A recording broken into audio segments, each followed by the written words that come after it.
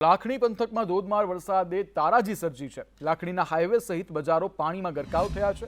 લાખણીના બજારોની દુકાનોમાં ઢીંચાણસમા પાણી ભરાયા છે। પાણી ભરાતા સ્થાનિકોના વાહન ચાલકોને અને સ્થાનિકોને ભારે હાલાકી ભોગવવી પડી છે, જ્યારે અનેક વાહનો બંધ પણ થઈ ગયા છે, જેના દ્રશ્યો આપ ટીવી સ્ક્રીન પર જોઈ શકો છો। ઢીંચાણસમા પાણી ભરાયા છે લાખણીમાં, ત્યારે તંત્રની પ્રી મોન્સૂન કામગીરી સામે અનેક સવાલો ઉઠી રહ્યા છે સમગ્ર રાજ્યમાં।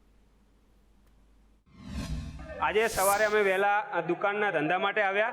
11 વાગે જેવો વરસાદ ચાલુ થયો અને 12 વાગે જેવી આવી પૂરની સ્થિતિ સર્જાઈ ગઈ। અમે દુકાન જોયું એટલે બહાર પાણી ફૂલ ભરાયેલો હતો અને દુકાનની અંદર પાણી આવવાની સ્થિતિ ચાલુ થઈ ગઈ।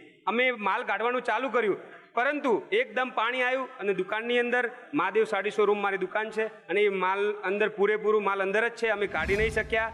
અને જિલ્લાના જે સરહદીય વિસ્તારો છે તે વિસ્તારોમાં વહેલી સવારથી જે પ્રકારે ધોધમાર વરસાદ થયો છે અને આ વરસાદ હવે ક્યાંક ને ક્યાંક તારાજી સર્જી રહ્યો છે। મહત્વની વાત છે કે હજુ તો વરસાદની શરૂઆત થઈ છે અને પ્રથમ દિવસે જ લાખણી પંથકમાં જે પ્રકારે ધોધમાર વરસાદ થયો છે અને આ વિસ્તારે તારાજીના દ્રશ્યો છે તે ઊભા કર્યા છે। અત્યારે હું લાખણી વિસ્તારમાં પહોંચ્યો છું અને લાખણી વિસ્તારના એક કોમ્પ્લેક્સના સીધા દ્રશ્યો બતાવી રહ્યો છું કે લાખણી વિસ્તારના કોમ્પ્લેક્સમાં આવેલી જે દુકાનો છે તે દુકાનોમાં ધોધમાર વરસાદને પગલે ઢીંચણસમા પાણી ભરાયા છે। અત્યારે સીધા દ્રશ્યો બતાવી રહ્યો છું કે આ કોમ્પ્લેક્સ છે, કોમ્પ્લેક્સની તમામ દુકાનો છે તે પાણીથી તરબોળ થઈ ગઈ છે।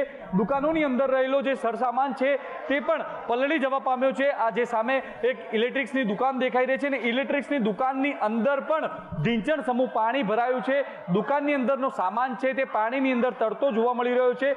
મહત્વની વાત છે કે જે પ્રકારે વહેલી સવારથી ધોધમાર વરસાદની શરૂઆત થઈ છે અને આ વરસાદ જે પ્રકારે સરહદી વિસ્તારોમાં તારાજી સર્જી રહ્યો હોય તેવા દ્રશ્યો છે તે અત્યારે જોવા મળી રહ્યા છે। અત્યારે તો જે પ્રકારે આ વિસ્તારમાં ઢીંચણસમા પાણી ભરાયા છે તેને જ કારણે વેપારીઓ ક્યાંક ને ક્યાંક પારાવાર નુકસાન ભોગવવા મજબૂર બન્યા છે। ધવલ જોશી, સંદેશ ન્યૂઝ, બનાસકાંઠા।